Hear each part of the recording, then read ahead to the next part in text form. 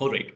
See, the reason I wanted to do this session is because while some part of AI I covered in my classes, and I'm assuming all of you will learn more of it as the year progresses, maybe with faculties or on your own. Uh, I felt what I'll be covering today is quite structured because this has already gone through multiple stages of iteration, right? Since I've done this with so many companies, earlier today I had a call with Volvo. We are planning a session with them. I had a call with DCM Shriram, doing our first AI session with them. So I feel the value that I'm adding is that because I've already been through the process of trial and error, what I'll be able to tell you is much more structured, not just in terms of learning, but also in terms of how companies are looking at it, uh, which I guess is something you can use for your interviews because I'm giving you a view into their mind, how they are thinking, how they are talking. And probably if you talk in a way that they want, that's going to put you in a better shape, right? That was the entire point of doing this. So I'm quickly going to start with 2024 and ChatGPT. It is a hands-on session, which means that I will show you a lot of prompts live, but because we only have 60 minutes with us, I mean, I can extend if you want, but I'm targeting 60 minutes. I won't cover every single thing because it will take a lot of time, but all the prompts have been given in the PowerPoint. This is the same PowerPoint that all of you already have with you, right? So, you can always go back, copy and paste the prompt and try it. Okay. Very quickly, you all know the numbers, you know how big it is. You saw a couple of days back, Meta AI has come. So this is going to be an absolute fight, right? It's a fight to the finish because it's such a brutally competitive market. Stakes are very high and everybody is going to enter it, right? And I mean, they're going to put in all the effort and the money behind it. So we'll wait to see how the Meta AI comes out. But so far, the initial take on Meta AI has been fabulous, right? I have done a lot of research and people love it, right? Again, it remains to be seen because it's not out in the wild. Testing in a closed environment is one thing, but then testing out in the wild is a different thing altogether. A lot of companies are creating their own GPTs. So I think this is what is going to happen in the next 12 months, where OpenAI, Microsoft are enabling companies to create their own internal large language model, which means that I'm training the model on my own data, which is a company data in a closed ecosystem, a walled garden. So rather than referring to a generalist tool like ChatGPT, which is trained on publicly available information on the internet, this is a closed environment accessible only to us. And as you can see, PwC, McKinsey has created something called Lily. Bloomberg GPT is a 50 billion parameter model. JP Morgan has Doc LLM for document reading. Salesforce has Einstein. All the links have been given here. Again, I have mentioned this earlier, but the partnership between Microsoft and OpenAI is very, very strong. Not just a monetary partnership, but goes beyond that. But if you look at the last couple of months, Satya Nadella has also said that we are not relying completely on OpenAI. They have invested in a company called Mistral. That's a French GenAI company. And Microsoft is pretty clear about it that while we love Sam Altman and we love what OpenAI is doing, they're not putting all their eggs in one basket. They're building their own model and hiring their own people. So, they're hedging themselves basically. One way or other, Microsoft is going to succeed at this, right? Will they be the only number one in the market? Maybe not. They might be a very close number two, number three with Google and Meta. But then Microsoft is definitely going to be one of the winners here because they're such an early adopter. All these links are there, but I'll quickly tell you. So it is there on Windows that you already know. Windows C basically opens Copilot now. Now I have Copilot Pro with me because if you remember, I have the Pro version with my Office account, but this is available on the free version as well. Right now it's pretty bad, but it will get better over time. Microsoft 365, I've already shown you, but this is what it can do. In Office, Excel, Word, PowerPoint, Outlook, Teams, it will be able to generate documents, read one document from another application. Like in this case, as you can see, I'm simply putting the link of one of my Word documents, which is saved on OneDrive. Okay. And I just said create a presentation from this file. And as you see, this entire proposal that I had created for a client, it's a 2-page proposal. It converted it into a PowerPoint. I have made no manual change here. What you see is pure AI. And I think for such an early product, it does a very good job. Is it going to win awards at competition? Probably not. Are you going to create your most important presentations this way? Mostly not. But for those quick day-to-day presentations that you want to create on the fly very quickly, I think it does a fairly reasonable job. Microsoft Fabric is a part of Power BI, or rather, Power BI is a part of Microsoft Fabric, as you can see. So Fabric is very hard to explain, plus it's not my area, so I would not attempt to do it. But I've shared the links here. Definitely go back and read about it. This is a way of Microsoft trying to pull everything into a unified database, which basically means all the machine learning engineers, the data scientists, analysts, business users, all of them will be connecting to one data mart, one data set, which is a data lake. On top of that, there is a one lake.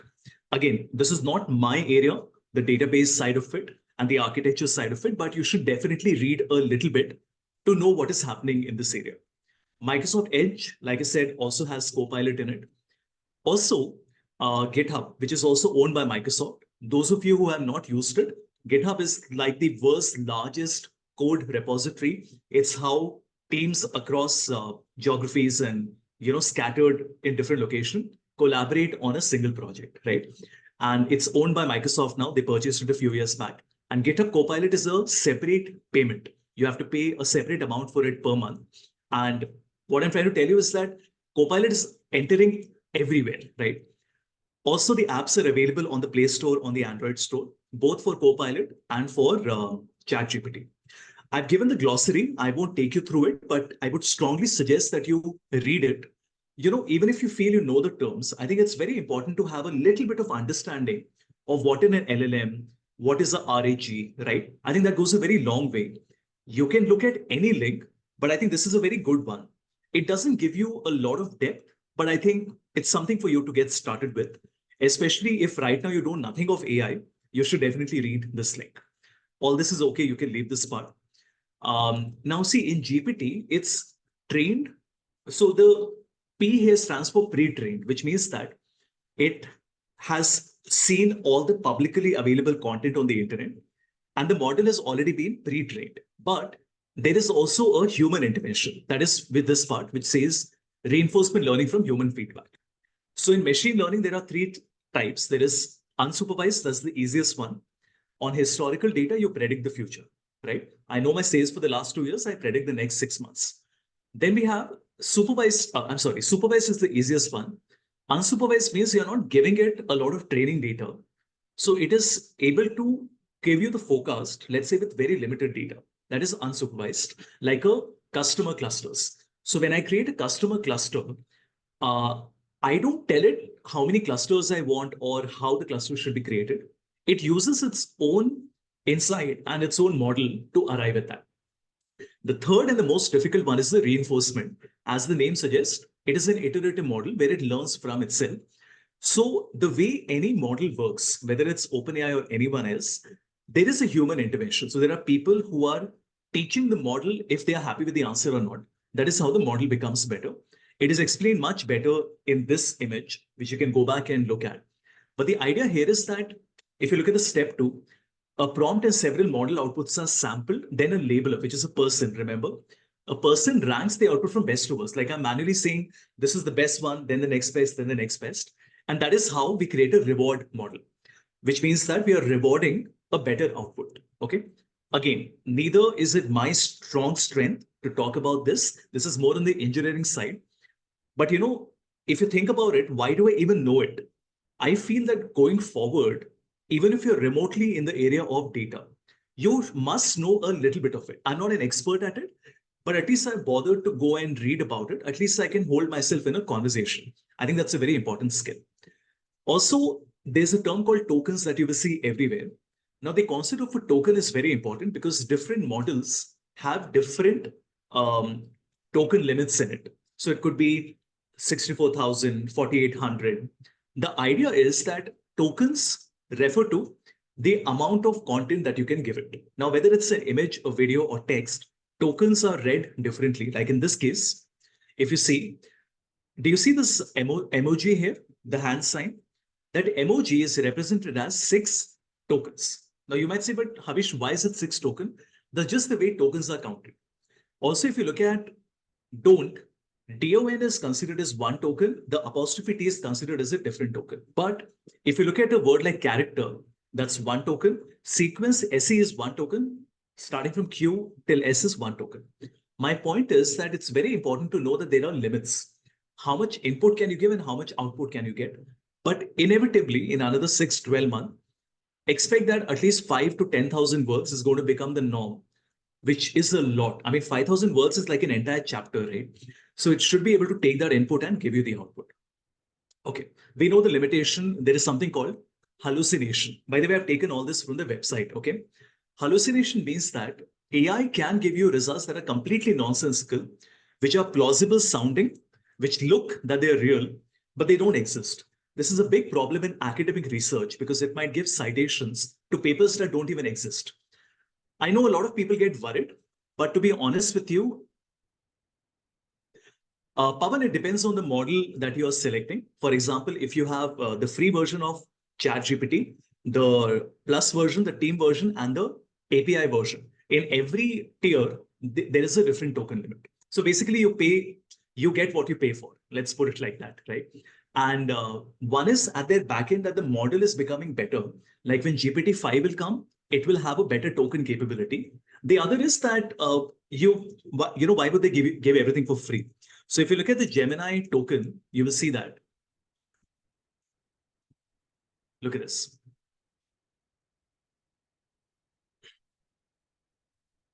Let me just highlight that part for you. Do you see this part, everyone? Yes, sir. 1 million token. That's crazy, right? That's like 10 lakh token, which is approximately 7.5 lakh words. Basically, 1 is to 0.75 is the conversion, right? One token is 0.75 words. That's crazy. Okay. 70,000 words is bonkers, right? Now, inevitably, like I said, this is going to get better over time. This is what the engineers are working on at the back end. As they feed more and more data in it, obviously it will get better over time, right? The other issue is that, 1 second. Hold on. So I've told you about the hallucination, and yeah, others are very simple that it might be ambiguous and you have to phrase it properly. Be polite. Don't ask it anything offensive. Don't ask it to do anything illegal for you, stuff like that. These are the different models, not important to us. Right now, we are working on 4. Now we have 4.5, then inevitably we'll have GPT-5. Every model will have more capabilities compared with earlier. Also, an interesting point, GPT is nothing new. GPT-3, for example, I heard about it, I don't know, like 5 years back. So people suddenly are very surprised. Oh my God, when did this happen? How did it happen? Like, they were caught in the headlights. I don't understand why do companies say that it was unexpected and we were unprepared for it. GPT has been there. I've been using it in Google Sheets, I think 4-5 years back. I mean, we knew this day is going to happen. So companies who were underprepared, they only have themselves to blame. They have no one else to blame because they should have adapted. They should have realized that this day is going to happen. In terms of data security, remember, this is from the documentation. They say it's isolated stateless, which means that it does not remember anything. 10 days back, they made an update. Now, even without, like when our classes were happening, this feature was not there. Now, even without logging into ChatGPT, you can ask a question, which is great because the barrier to entry for companies is reduced. Earlier, a company had to get the IT approval and all of that. Now, without having to create an account, without investing in it, you can simply open an incognito window, go to ChatGPT and ask the question, right? Now, data security means that in the API consumer services, which is where you pay for every prompt that you're asking, that's only for the enterprise clients. It's like buying cloud computing. How much you use it, you pay for it, right? Right now, I know none of my clients who are using the API. Everybody else is working with the plus or the team version or the free version. API, remember, can be quite costly because it depends on how much you are using it, right? API also means that I can get an API token. A token here means like a unique identifier, like a password, and that can be used in Python. Think about it. I'm writing Python code. In my Python code, I want to use the capability of ChatGPT. How do I do that? I take my unique identifier, which is the token for OpenAI, API, and I can put that in my Python code, which means that I can collaborate with multiple applications. I want to give you one example. So I use something called SketchWow. Let me open it. Many of you might have seen it. It's a diagramming tool. And if you see this new using AI button, do you see this? It is asking me for the Open AI API key. So the point here is that if I had the OpenAI API, I could have put that here. And Sketchbow is doing an API call with OpenAI, which means I can create a diagram on an application that has nothing to do with OpenAI, but I can use the capability of OpenAI. So expect many, many more of these integrations to happen in the future. Every tool, whether it's Canva, of course, the Office application, all the other SAPs and all of the world, everything is going to get integrated in the future. So if you're wondering, but like, will a company have to use only one set of tools? Not at all. Eventually, everything is going to get integrated. This is the pricing. The one I currently have is $25. So me and Talha both have it. Two people. We pay basically $600 for it every year. Then we have the free version, and there's a plus version. Small difference between plus and team. In the team version, if you see this, the team data is excluded from the training by default. That means whatever I ask, it is not storing any of it. In the plus version, I can turn it off, also in the free version, but natively it is turned on. You have to explicitly turn it off. In this one, by default, it is turned off. Then, of course, you have the enterprise version. That's the API one. As of my last check, the free version is January 2022 updated, and the plus version is April 2023. Eventually, this will get updated more, and you will expect almost real time. Sam Altman has said very clearly that one of his most important goals is, in the future, to have ChatGPT be as recent as possible. Of course, with the paid version and with Google Gemini, you don't have this problem because they have the capability of reading from live internet as well. But if you look at the pre-trained information is restricted to January 22 and April 23, right? Okay, I've shared a few more links, the OpenAI cookbook. This you should definitely go through. Brilliant Chat GPT blog. This gives you everything you need to know about the big developments that are happening in the space of GenAI. Okay, quick checkpoint. Any questions so far, anyone? Before we come to the prompting bit.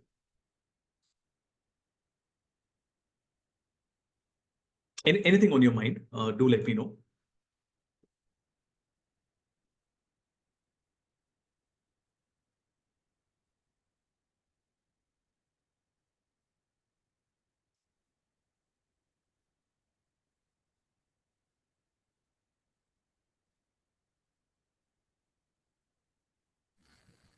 Havish, Sony here. Yes. Yeah, so you said the API will get only when we buy the enterprise version. So suppose I buy I subscribe, then I use the API for any app I'm building.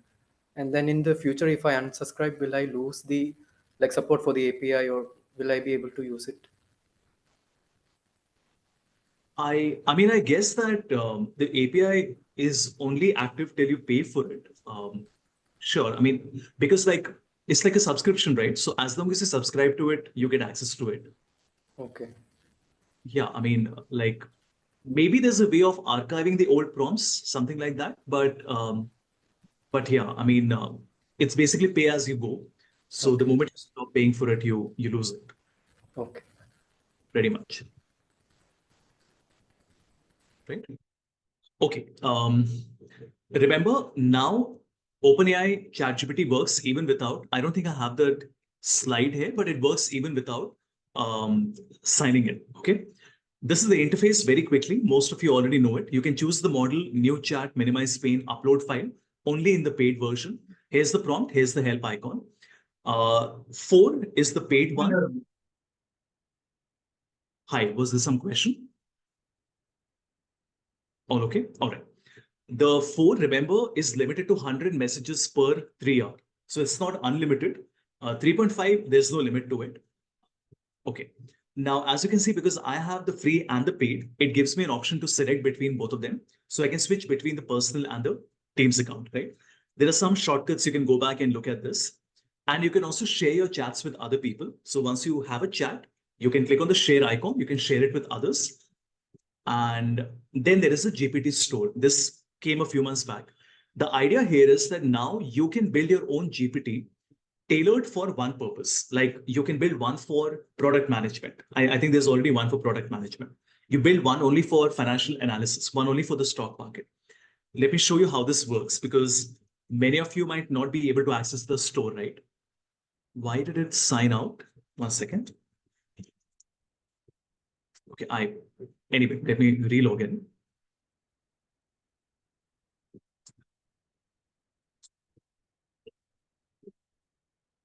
Now, so far, Sam Altman was very gung-ho on launching the store. But so far, the response generally is that people aren't sure how to use the store, right?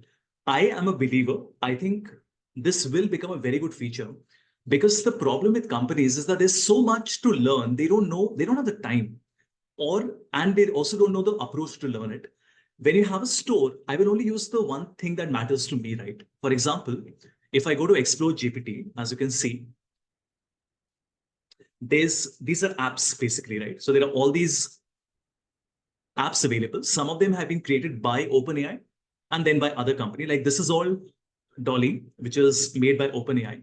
And there are other companies. So if I show you one of them, let's say, I don't know, research and analysis. No, why don't we search for marketing? 1 second.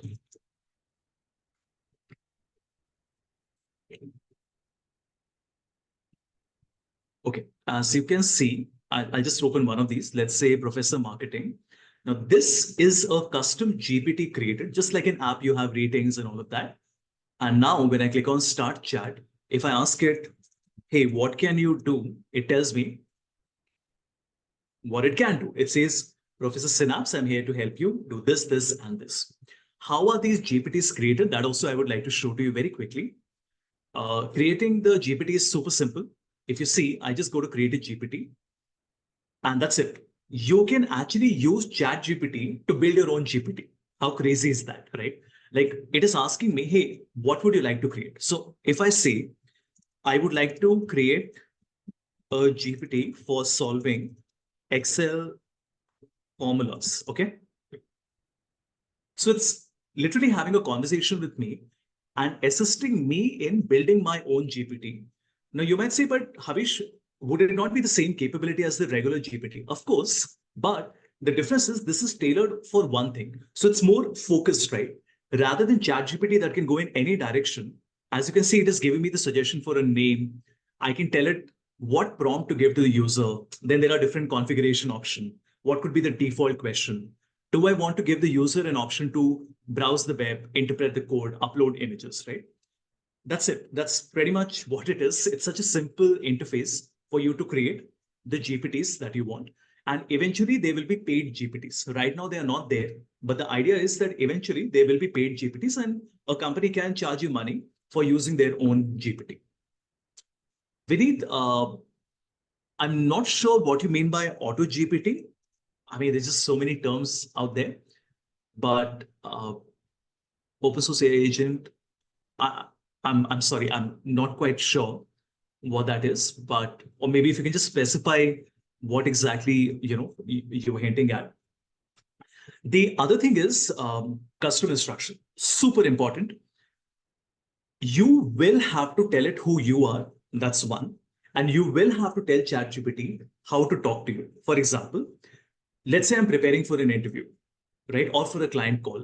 So my instruction would be that first I tell it, hi, I'm Havish. I run an award-winning analytics firm. I do automation, intelligence, visualization work for a number of clients. Currently, I'm working on projects in the finance, energy and power, and the HR space. So I've told it who I am, what I'm doing currently, what is my primary objective, what are the KPIs. And then I would tell ChatGPT how I wanted to respond. So this would be something like, hey, I want you to talk to me like a BCG consultant with 20 years of experience.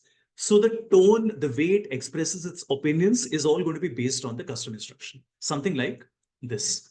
So you have to give the custom instruction who you are and how you would like GPT to respond. And there is no one perfect instruction. So it is encouraged that you keep on changing it, iterating on it for different tasks, even in a single day. You ask different questions, right? You give it different custom instruction. Don't depend on one perfect custom instruction. I encourage you to try your own combinations, right? Okay, what else? In the settings, I can archive the chat, delete it, There's the plugin option. I can disable the chat history, right? This part I can leave. In the prompting, you can edit a prompt by clicking on the edit button. So you can toggle between the old and the new prompt, right? If you give me a minute, I think this is the old PowerPoint. Just hold on. I want to make sure I'm showing you the new one because I've updated a little bit of the content. 1 second. Yeah, I'm so sorry. It's pretty much the same. It's just that I've added a few more things here. Sorry about that. Yeah. So SAP has created their own GPT now. I don't remember the name, but it's mentioned here. Similarly, Workday is doing it. Pretty much all companies are going to do this, right? I wanted to show you. This is the one on Word, where you can create an entire document using Copilot.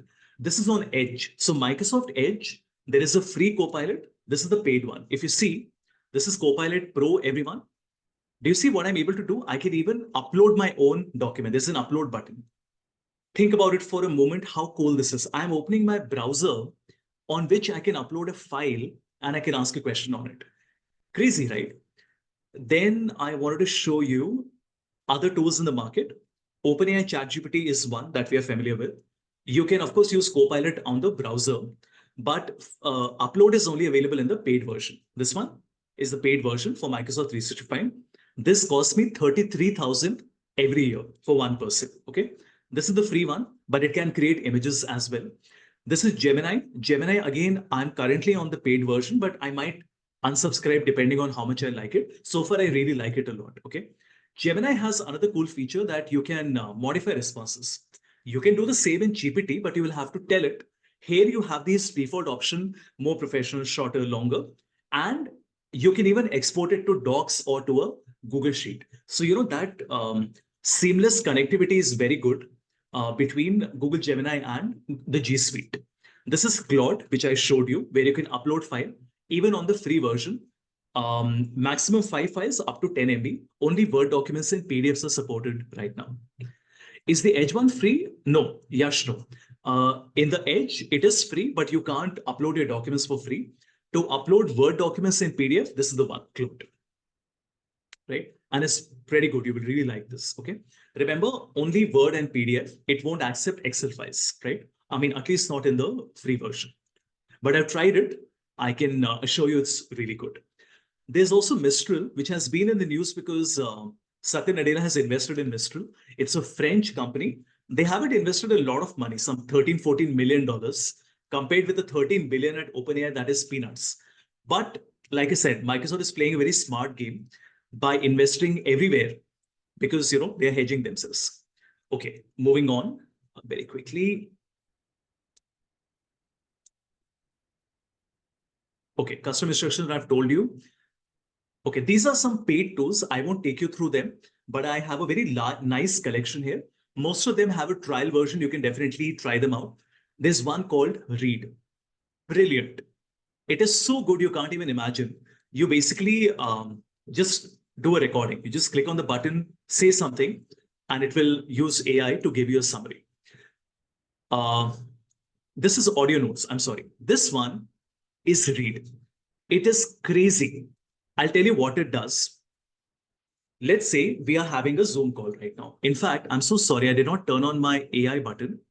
Let me see if I can turn it on.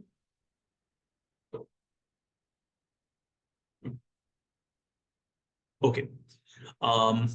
Anyway, so the AI companion means that there's a online workshop that I did for a client. After the workshop, it gave me a summary and it was brilliant. What it did was it said, this is what you did. This is the important point that you covered. It even said that Havish had a problem with his mic. He had to restart his computer.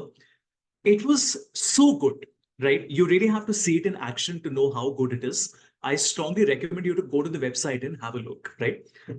There are so many of them. ClickUp is a mega tool which has many, many capabilities in it. JuiceWorks is specifically for people analytics for HR. Synthesia is the number one in the world. Microsoft also uses Synthesia. It only does one thing, converting text into video.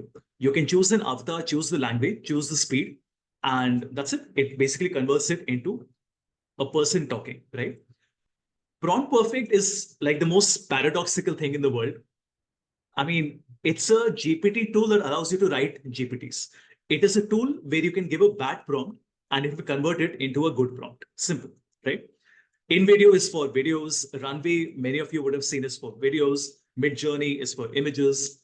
Then there are lots of them. Paradox is again for, software automation, customer marketing. So, I've given a lot of links here. You should definitely go and at least, spend 5 minutes, watch their launch teaser video. At least you should know what is happening in the world around us. Fixstack is only for development work. Then, of course, you have Pictory for, again, marketing work. In free tools, we have Glass. I don't remember if I showed it to you in class or not, but anyway, let me show you one more time. Glass allows you to convert a YouTube video into a transcript. Have a look. So like this is a video I uploaded yesterday, everyone. This is a very cool video, by the way. You should watch this. What I've explained here is, if you can see, do you see the title of the chart, everyone? If I select in the drop-down 3 or 4 or 5, the titles, the top items are appearing in the chart title. How cool is that? Show this. Just look at this. We sit. Anyway, but that's not the point here. The point is I can click on Glass, which is transcript and summary, and it allows me to get an entire transcript. How cool is that? And it even works in Hindi. Brilliant, right? I absolutely love it because now I can just click on ChatGPT. It takes my transcript back to ChatGPT, and that's it. It gives me a summary. Check this out. So imagine you're watching a podcast by, let's say, Nikhil Kamath. Let me just open one of these. We just start good. They just came out. I haven't watched it yet. I'm planning to. Gaming in India, right? Now, you don't have the time or the energy to invest 2 or 40 minutes in it. So you're wondering, hey, can I save me this 160 odd minutes? At least know what is being discussed in this. That's it. You just click on transcript. Okay, go to ChatGPT. There you go. It tells you the 5 key points from the entire video. How absolutely brilliant is that, right? And now, if you want to go deeper and ask it a question about one specific point, for example, let's say PR. So I can actually ask it, what does this say about PR? It's like having a conversation with the video. Brilliant, right? And this is a free tool. Would you beat it, right? It's available on Google Chrome. You simply have to install it as a plugin, and then you can have a conversation, right? Ideogram is a free tool for creating images. There are others like it. Veed is not completely free, but they do have a trial version. Pretty much you can import the text, choose an avatar, choose the style of the voice, and it will narrate it for you. This I think I already covered. If I haven't, you can use it. One is Slides GPT, other is Gamma. Gamma is much better, but it is limited, right? To, I think, 10 presentations with the free version, but it's very cheap, like 500 rupees a month, which I think is a great deal. Like even if you spend 500 a month, that's okay, right? Slides GPT is completely free, but they don't allow you to download the PowerPoint. You can only view it for whatever it's worth. That is how it works.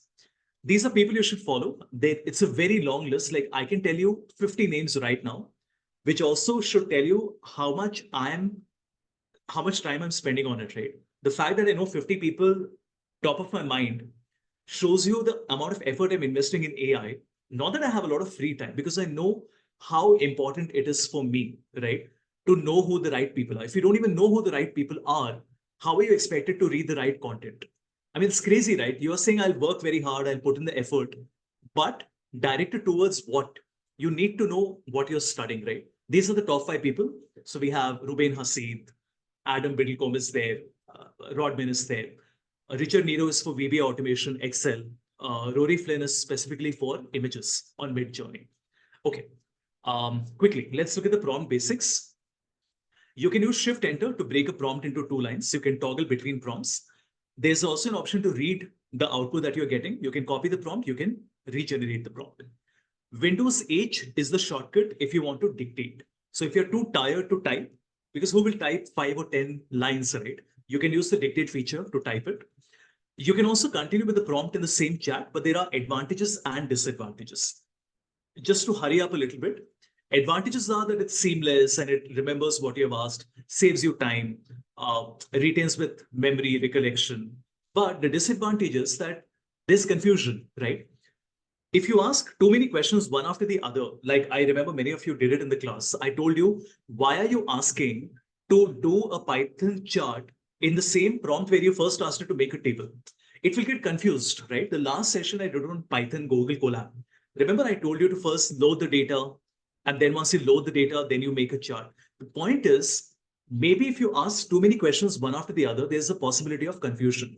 It's not flexible, it can't think broadly, it will be limited to what you're asking. So anyway, my point is that there is no clear answer that should you continue a prompt in the same chat or not. But give it some thought. Should you or should you not? But there's no one perfect answer.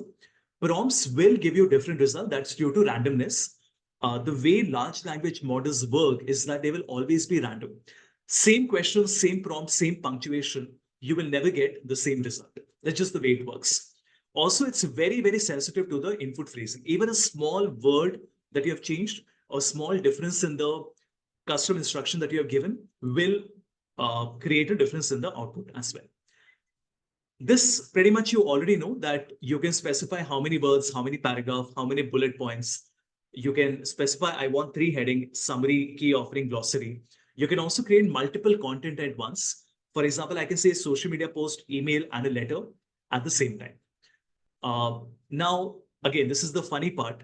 There are now tools that convert AI content into human content, which is called humanizing. And there are tools that will detect whether it's plagiarized, which basically means has AI generated it. So it's like I don't know how to define it. It's like what do you call it? The immovable object meeting the unstoppable force, right? I mean, it's crazy. Like engineers are working on tools that will humanize content. Parallelly, there are engineers who are working on tools that will detect AI content. That's crazy, right? But that's just what it is like. Like companies are working on making deepfake videos, and you've seen deepfake has been in the news recently. Now there are companies who are saying, no, no, we will detect deepfake videos for you. But trust me, deepfake is going to be a big challenge going forward. But I'm happy I don't have to, take action on it. But for companies, it's going to be a big, big challenge going forward. These are frameworks, okay? I haven't made it. Some guy has made it, as you can see at the bottom, Khizr Abbas, but I loved it. I've been using this in a lot of my training very broadly. See, you have to ask yourself that when you ask a prompt, you have to pick one of them. All of us say, Havish, we'll ask a good prompt and we'll get a good response. Sure, but you have to pick one of these, which means role, task, format. That means you tell it who you are, what is the task that your manager has given to you, and what is the format of output. Do you want a Word document or a PowerPoint or a letter or an email? But there is no goal in it, right? Like I give you a task, please work on a project, but there is no goal, there's no end goal. Or it could be the TAG framework where we say there's a task, there's an action, and there's a goal. The task is that you have to do a lot of research. The action is that you have to find the competitive pricing. And the goal is you have to help me come up with the pricing. For example, if I tell you, help me decide what should be the right price for a new AI course that I'm launching, an online course. The task is for you to do competitive mapping, see who else is doing it, Ankur Wariko and Growth School and whatnot. Action is that you will basically search in different places. You will ask people for their recommendation, get their feedback. The goal is to help me arrive at the right price point. Should I launch it at a premium price point like 5,000 or at a dirt cheap like 500, right? Similarly, there's a before after bridge. Like you say, what is the problem? What is the expected solution where we want to be? And tell me the bridge. How do I overcome the challenge and reach the solution? So I hope you see where I'm coming from. I've also given examples here. Now, all of this is in the context of HR, obviously, right? Because I was doing a training on HR. But here's the cool part. Check this out. You will love this. I can use ChatGPT to ask to create all of this for me. Look at this. In the paid version, I can upload my image and I can say, create marketing examples for each one. Isn't that brilliant? I have just given it an image. That's it. And I told it, create marketing examples for each one. Look at this. It is creating one example for the RTF format, one example for the tag format, one for BAM, one for CARE, one for RICE. It's so good, right? I mean, just look at the fact that I gave it the format. And not just one format, I gave it like many formats. That too in an image. How cool is that? And this is nothing. Let me show you something I did with an Excel file. I was doing this for a client training. Just a moment.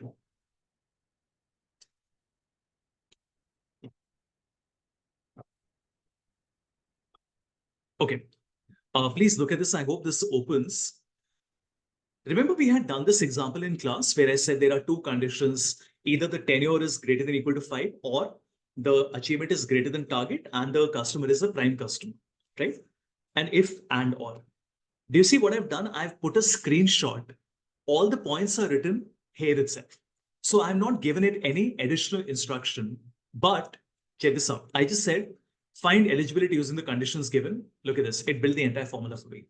Crazy, right? Like, imagine the possibility where you have an image. You don't even need to tell it what you want. Just looking at the image, it is able to figure out what you would like to do, right? Okay, moving on. Again, many examples have been given. This I will not be covering, but you can go and do it. See, the free version can't summarize from URLs, but you can copy the text. And this is the initial prompt. So I will say, hey, I will provide you the text from an article, read it, wait for my instructions, then I will tell you what to do. Right? Let me just make a small note first.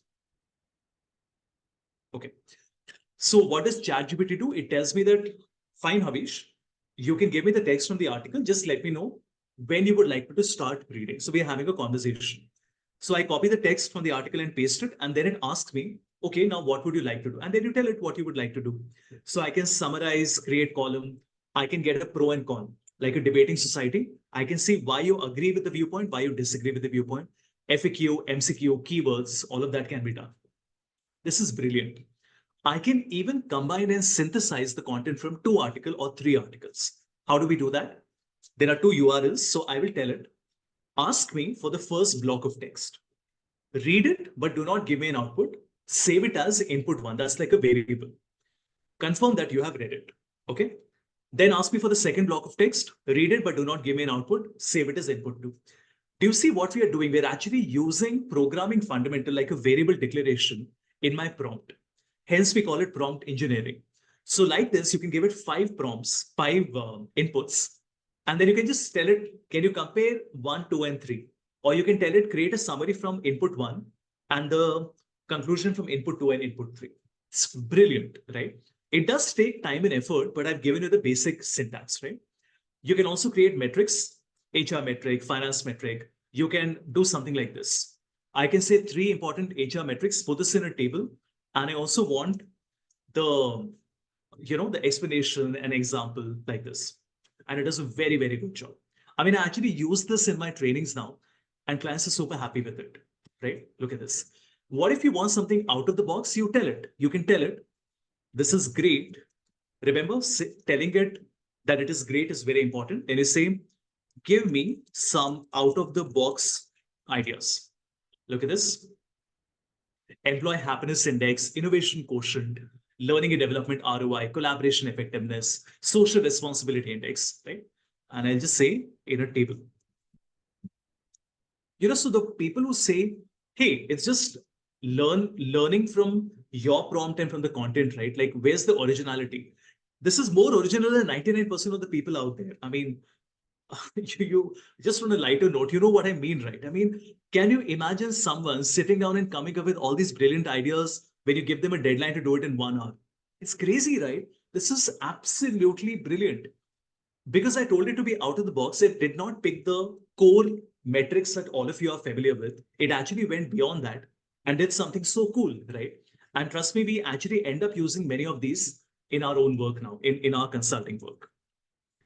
Of course, it can create surveys. You can tell it what type of survey, what is the difficulty level, what is the scale, what type of question. So just to show you, if I say create 360-degree assessment survey, I want 5 questions, each with a scale of 5. Does a brilliant job. Again, I have done a lot of surveys prior to analytics. I was in marketing research, and you will not believe it. So much time and effort used to go into this, and we would never be happy with the result. It is very difficult to create questionnaires. I know what you're thinking, Havish. It's very difficult and irritating to fill it. trust me, it's also very difficult to create the questionnaire.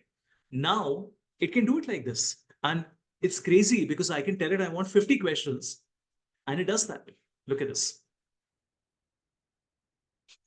I mean, can you imagine somebody sitting and doing all of this and then categorizing it, putting the right heading? Absolutely crazy, right? Now, if you say, okay, can this be tailored to a customer focus e-com company currently in acquisition phase? You see my point? I'm saying I want to create a survey, but I'm giving it much more context. So I'm telling it 50 question, scale of 5, e-com business, currently in the acquisition phase. Now look at this. Right?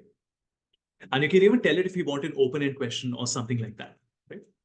Absolutely crazy. Okay, moving on. I don't remember if I covered this or not, but anyway, I'll tell you. There's something called the mark map syntax. What it does is, if you tell it, I want a mark map syntax, it creates a special syntax for you, right? And as you can see, let me give you a live example. Look at this. I said, create an outline for learning and development. There should be 3 heading levels, and I want a mark map syntax. Simple. I can copy this. I can go to a website called Mark Map and check this out. That's it. And it gets even better because if I download it as an interactive HTML, it's not just an image, it's an HTML document, which means I can, do you see this? Maximize and minimize it. How cool is that, right? Like you guys were using Mentimeter for your final presentation.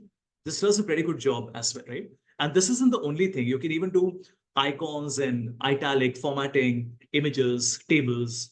Not a lot, but quite a bit, right? And this is all free of cost. Okay. Yeah, then you have the ability to describe images only in GPT Plus and in Google Gemini for free. And it does a very good job. Pick up the slide from any consulting report, ask it to analyze it for you. It will not just do an OCR to detect the text, it will actually explain to you what is happening. Brilliant. Of course, formulas in all Excel, I think I covered a lot of it. You know that it works really well. Yeah, I think pretty much that's broadly what I wanted to show you. The Python bit we have already done, everyone, how you can ask it to generate the Python code for you. So I will not repeat that. Excel also we have done. So I'll tell you how companies are using it. This is what I have prepared. Let me tell you what my clients always ask me. How do we create a job description? I have a requirement for a 10-year experienced person at my Jharsuguda plant who should know these 5 skills. That's a very common requirement from L&D. Creating surveys is a very big thing. Creating onboarding document for new joiners, young leaders, management training, very important. Finding out why attrition is high. That's again a very important thing. What metrics should we look at is another important thing. In the operations supply chain space, reading RFPs, comparing proposals coming from different vendors, creating metrics for evaluating the right vendor, creating a competitive landscape for macro prices of different products. Like I work with DS Group. So we said all the raw material that is required to make Rajnigandha, create a competitive matrix where I can see what is the forecasted price and, what if the price of one commodity goes higher, how will that impact my bottom line? These are the type of requirements that come in. Marketing, of course, content creation, image creation, video creation, right? All of that. Finance, again, a lot of automation work. Finance is mostly about VBA, asking you to write the VBA code for you, which I did for you. Write the VBA code, get help in Power Query, get help in Power BI. So yeah, pretty much that, right? Yeah, I think I'm done. This is what I wanted to share with you. Let's look at the questions now. Britula, can it be used to create and track survey responses? Will it replace Qualtrics as a tool? I don't think so, and I'll tell you why. Because Qualtrics is so far ahead of everything else. Those of you who haven't used it, this is one of the leaders in the market, and they are brilliant, right? And eventually they will also have their own, AI tools coming in. Like they already have these templates and all available. So yeah, I mean, I'll answer your question like this, that Qualtrics in the future will not be the Qualtrics that we use today. So, yeah, I think that's that. I don't think Qualtrics and all is going to be replaced or Gallup or Great Place to Work. AI is going to be more helpful for these quick surveys, no? Like I did a project, like I'm doing a session right now. I quickly want to make a survey and send it to you. Now, who will make the survey, write the text? That I can do very easily. Yeah, but I think for the bigger stuff that happens in an organization, the actual customer experience, interaction, employee, vendor, stakeholder, you will still need dedicated tools that do it for you. There are consultants who are working with you. So yeah, that's how I feel.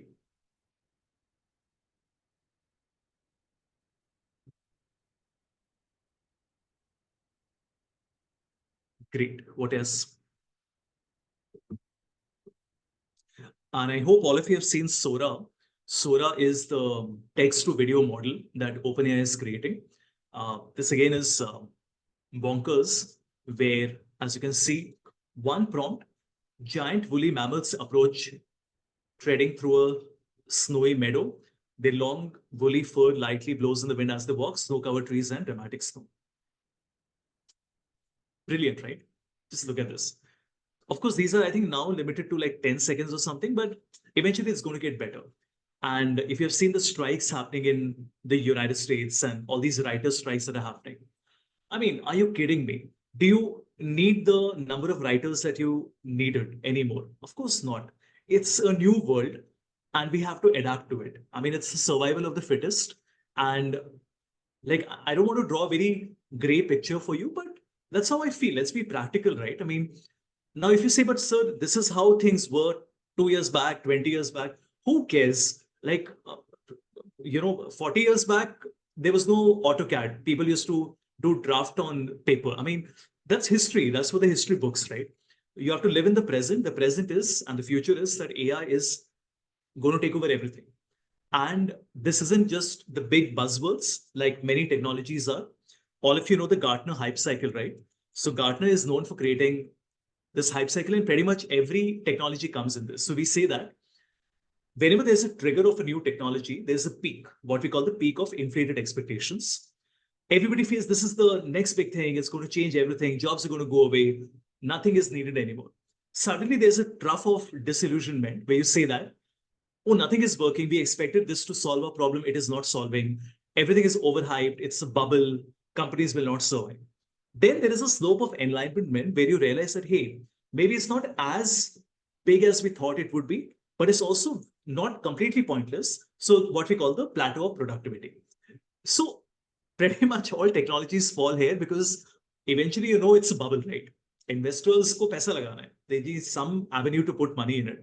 Look at what Ola is doing and all these other companies are doing. So yeah, I mean, pretty much, there will be a plateau of productivity going forward, but it is here to stay. You have to understand that you have to invest a lot of your time and energy into AI. That's why I didn't ask you. I pushed you for this training because I believe very strongly about it, and I see around me all the clients that I work with also feel very strongly about it. Hence, I would strongly urge you to give it a lot of your mind space. You should be thinking, talking about it, asking other people.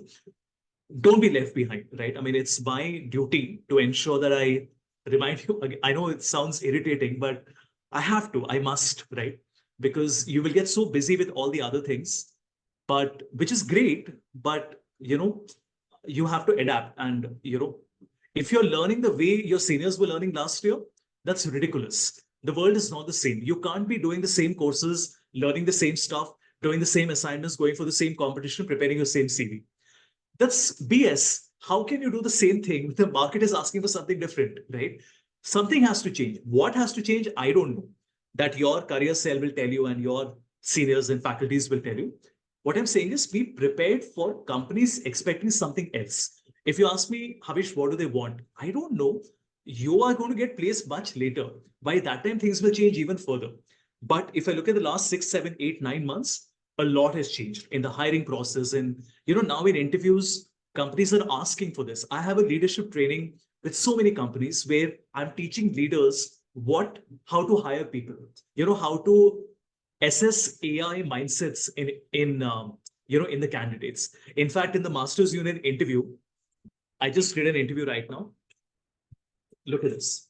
These are the notes from the interview. There was literally a question that we were supposed to ask, that what do you feel about AI? So like this, AI has now become a part of daily conversation and not just the buzzwords. I mean, it is going to impact you at the stage of career that you are at pursuing a program. And we all know there's an end goal, right? So, just be cautious and aware of what is happening around you. However, I can help. I'm always happy to do that. But yeah, that's pretty much what I wanted to share with you. Yes, so yeah, that's the Hollywood actor strike. Out of context question, since I'm in the AI ecosystem right now, are you hearing anything about the water consumption issue? Yes, yes. There is a lot of shallow conversation about it. Many people are talking about it. कोई कुछ नहीं कर रहा. Nobody bothers. India में वैसे पैसा नहीं है. I mean, पैसा नहीं in the sense that companies don't have deep pockets like the way we have in the West. You think ESG and CSR matters in India? I mean, here we are building businesses. There are people below the poverty line. We are trying to uplift the economy. Elections have started. Do you think companies are care about saving the amount of water that you're spending? But I feel very deeply about it because that's a very important point. How AI models are so energy heavy, right? And there's a lot of conversation around it. What is the water footprint of AI model? But this is all very nice from an environmentalist point of view. The reality is companies don't give it down, right? That's pretty much how it is, right? I mean, you see Coca-Cola, right? When they enter these towns in the US, they just like invest so much money in the town and the entire water, what do you call it? The amount of groundwater, it just recedes. All this for show. We are doing conservation, we are teaching girl children and this and that. That's just a mockery of the system, right? At the end of the day, it's not a process where you can give back to the environment. There's no offset, right? Anyway, let's not go down that road. But yes, I have been reading a lot about it because I'm curious. But hey, what can I do about it, right? I mean, I can, as an educator, I can only inform you of it. But yeah, maybe on a separate call we can have a discussion on it. Great. What else? We are right on time. If there's any other question.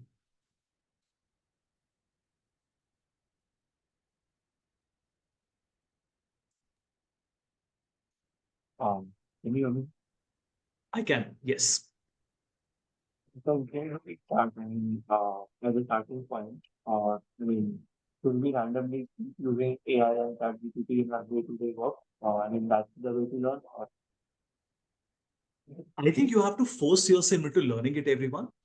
You have to use it daily because little by little you will get better. Remember, you will not get better by looking at my PowerPoint or someone else's 1 hour video. It's just something you have to learn yourself. Okay. You force yourself. That means even if you feel that Havish, my PowerPoint is already ready, it's okay. At least go to ChatGPT and see, did it do a better job at creating the story for you? So, it's not an overnight thing. I think it's just something you will get better at the more you practice. And why do I have so much confidence telling you I'm very good at it? I don't have any technical prowess better than all of you. Many of you are engineers. I'm not an engineer, right?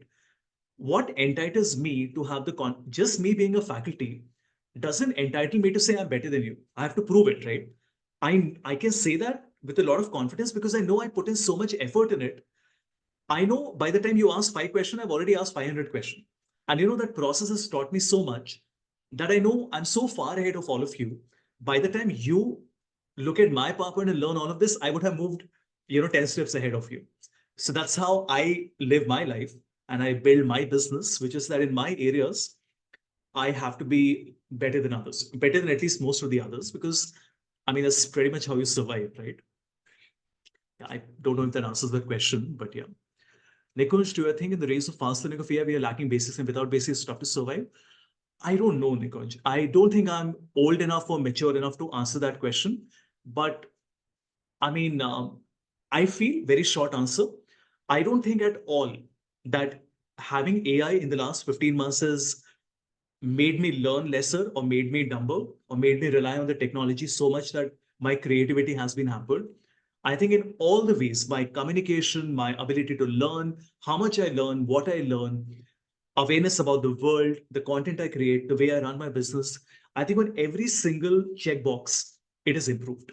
So I can speak about me, not just from a business point of view, even from a personal point of view. I think I'm a much more rounded individual. I think I'm smarter now. I'm much more aware of the world around me because I have the ability of AI capabilities, right? But I guess it also depends on what you're using AI for. But yeah, because you can see the prompts are right. I will go crazy. I'll go within one prompt and I'll try 10 combination. I won't give up. Like even if I don't get the answer, I struggle for 2 hours, but I will persist till I find the right answer. So I think that goes a long way because I spend so much time in it. I think I have benefited in every single way, both personally and professionally. So I don't think in the future students will be less smart or dumber. I just feel that AI is going to make us all smarter. Is it going to make us rely more on things that earlier were repetitive? Sure. But that's okay. I mean, if something was already repetitive, what is the need of? There was a guy whose job is to look at a PDF and punch the data into SAP. Chartered accountant. क्या जरूरत है? Do I need a CA degree to look at a PDF and punch the data into SAP? If the system can do it, let the system do it. Let this guy find some other better job. No, I mean, I know I'm being harsh here, but that's just how it is. There's a lot of work I used to do manually, which now I do automatically. So earlier, my outlines proposals were manually written. Now I use ChatGPT, and I think my quality understanding how much the client likes it has only improved, right? So, see, I'm a big proponent. You know this. Even in the class, you saw that I am on the side of the, whatever side it is, but I'm on the side where I feel everything positive about it. I don't think at all it is going to deteriorate, um, you know, uh, culture and society at large. But if a student is spending 5 hours on YouTube watching shorts while I'm watching 4 hours of whatever, an hour of YouTube a day watching shorts versus an hour of YouTube watching good educational content, it matters what you decide to do with it. I was on the road for 3 hours today. I watched like 4 videos on Meta AI while I was in transit, right? I mean, I could have spent my time doing something completely non-productive. So I think it primarily boils down to what you do with your time. It's more a reflection of people wanting instant gratification and not wanting to work hard. I don't think AI is to be blamed here. I think AI is only going to help everyone.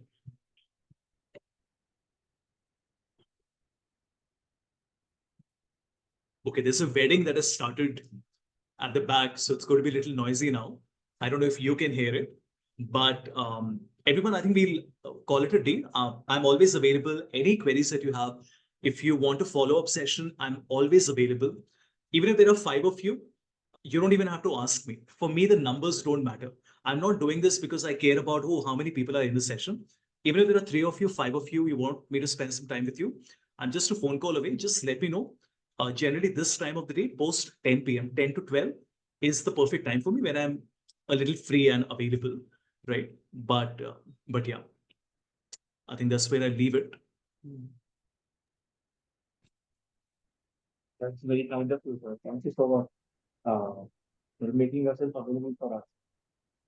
My pleasure. Really enjoyed the session. Thank you. Glad to know. Thank you so much, sir. Thank you, everyone. All the very best. Thank you, sir. Thank you so much. Thank you, sir. Thank you. Thank you, sir. Thank you, sir. Thank you. Thank you. Thanks a lot. Thank you.